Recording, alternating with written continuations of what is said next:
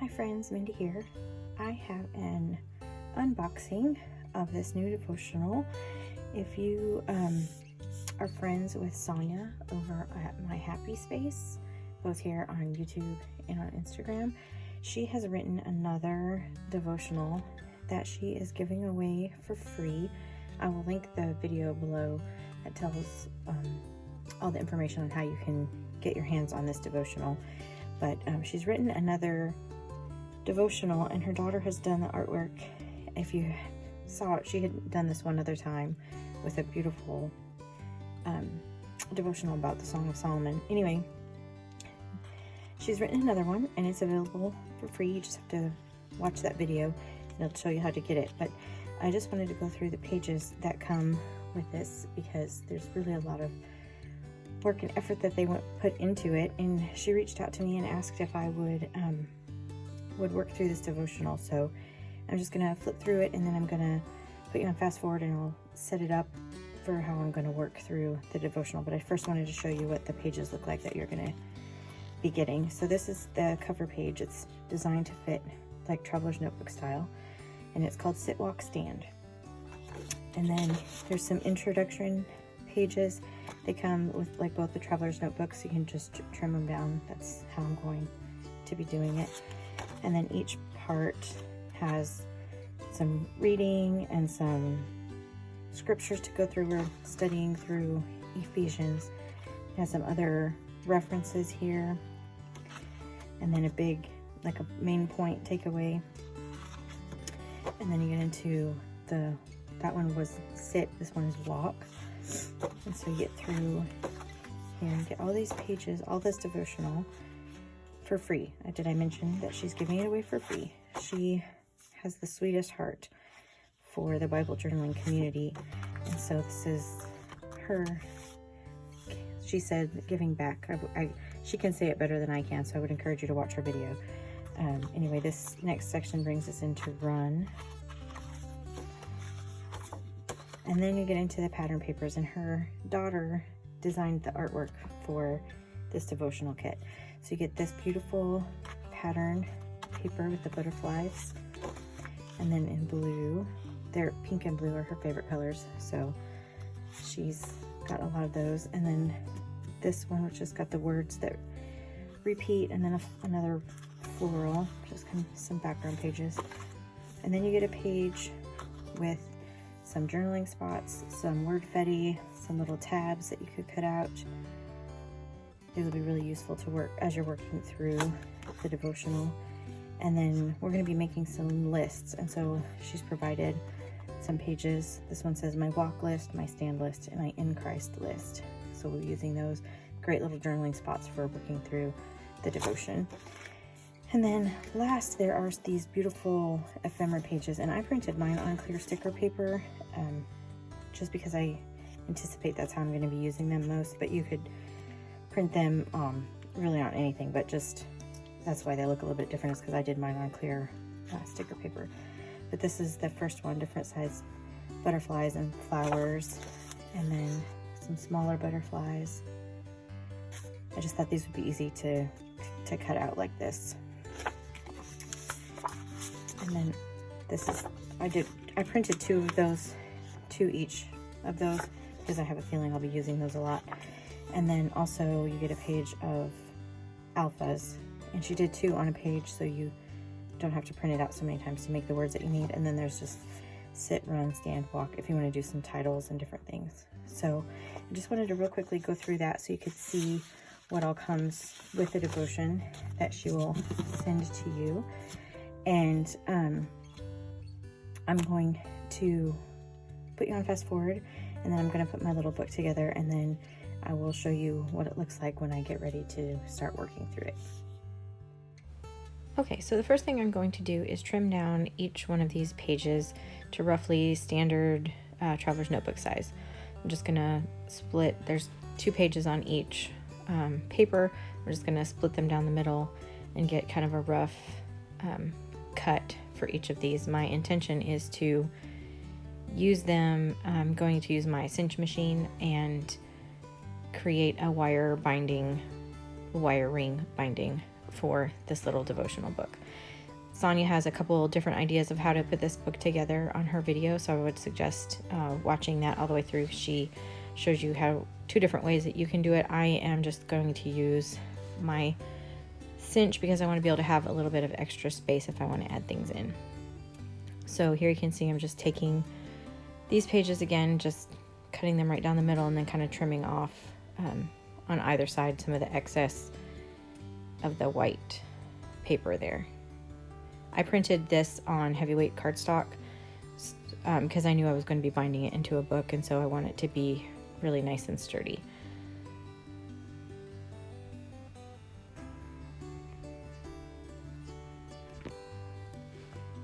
Okay, so now all of my pages are put together, and I'm just going through, and because of the way that I stacked them when I was cutting, I'm just making sure everything is in order and that the pages are facing one another, so that when you open it, you'll have 2 pages facing each other like you would in a traditional book. So I'm just going to go through here really quickly and make sure that all of the pages are in order before I take this to my cinch machine. I just want to double and triple check myself, so I'm taking the one page and flipping it so that you can see there. So we'll have the 2 facing pages.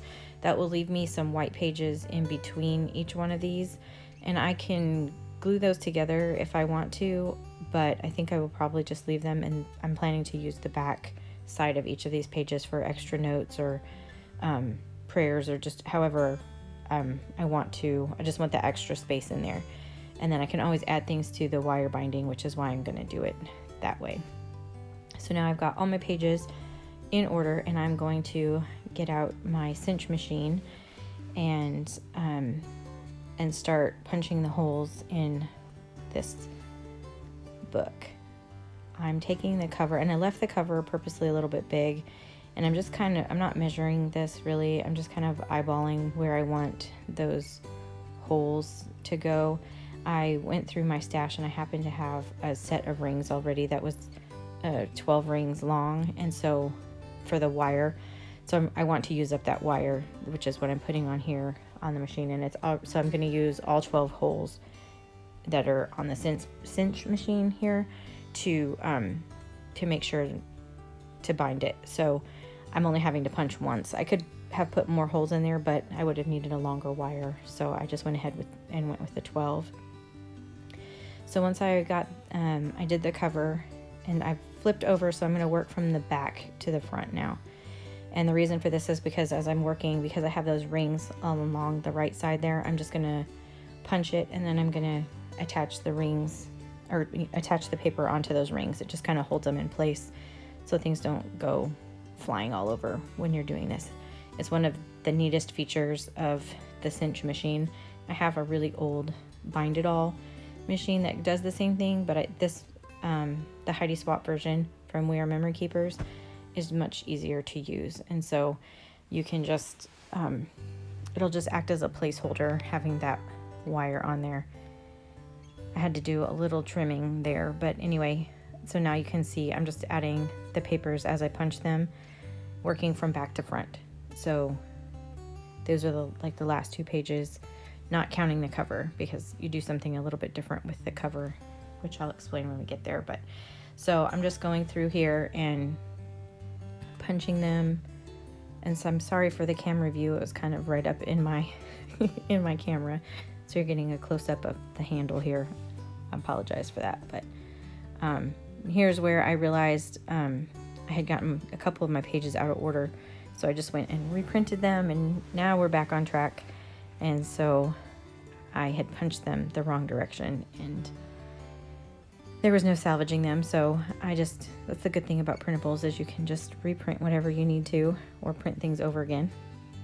So I just went through, and now I'm just going through one page at a time, just to try to prevent having that same issue. So I'm just going to punch these through, and again, I'm using heavyweight cardstock here, and the machine says, up to 20 pages, but that's of thin paper, so I didn't want to push it by doing a whole bunch of pages all at once.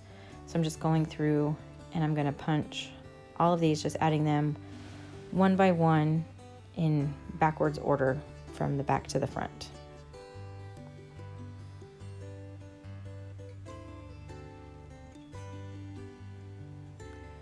And now I'm at the cover, and so the first thing you do is the front cover, and you put that on like regular. And now I'm going to do basically the back cover, and this sounds really confusing, but it's actually not when you're doing it. You punch it, and then you put the back cover facing the front cover on the front side, and that way when this will end up hiding the seam of the wire rings in that last page of the binding. So I've taken all of these off because now what I'm going to do is fussy cut all of the scallopy edges. I really like how this was designed with all the different textures of all the pages. So I'm just going to go through and fussy cut all of the pages. You can see that's what that's going to look like. And then I'm just using the rings to hold them in place. I'm going to go through all the pages and do that. So this is what it looks like when all of that is finished, and I have that back cover is facing the front cover, and I'm adjusting the machine. I have a 3/4 inch binding wire, and then you just insert this into the back, and there's like a little presser bar, and then I'm just making sure everything is flush, and then you just push down really carefully, and then it binds it, and it'll hide that seam, and then you flip the back cover around to where it's supposed to be, and it takes that seam with it so that it's hidden on behind the last page. So this is what the book looks like. On the cover I left a little bit of extra space, and that's mostly just to protect the inside pages a little bit. So I still did a wavy edge, but I left a little bit of a white border so that it would kind of protect all these inside pages. And you can see I have a page of white in between each, but like I said, I'm going to be using that space to take notes and different things in there. So if you wanted to, you could totally glue that together, but I'm going to leave it. And then this is just shows you how the cover is kind of protecting those inside pages. And then I came across in the printables, one of the other things are these lists. And so what I'm doing here is just trimming them down. They're just a little bit smaller than the other pages. I'm just going to trim them down, and I want to insert them into my book. So I just took them to the cinch machine and I punched the holes, and now all you have to do is take a pair of scissors and make a little snip from the edge into each of the holes. And I'm going to go and do that all the way up the page, and then you can basically just snap that right into the book. And so any page that I want to add in here, any tip-ins or whatever, I can do by following that same procedure. And that's what that will look like.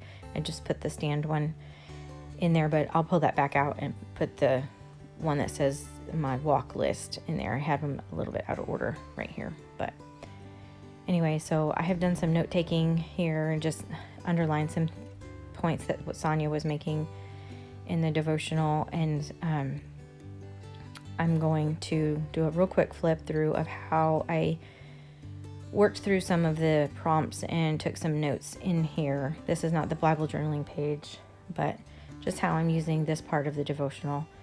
So I've gone through and read through everything that was suggested, and I underlined some notes. And on this page, there's several scripture references to study, and I wrote another one that I thought of up at the top. And so what I've done is just written out some of those verses and taken some notes or written down some thoughts about each one of those Bible verses.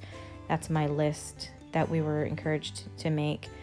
And then again, some more notes with this. I wrote out the Bible verse, and then I took some notes down at the bottom, and then next time I'll work on the walk section. But for now, this is the sit portion all completed. And if you like this video, I would appreciate it if you gave me a thumbs up. Be sure to check Sonja's page for how to get a copy of this devotional.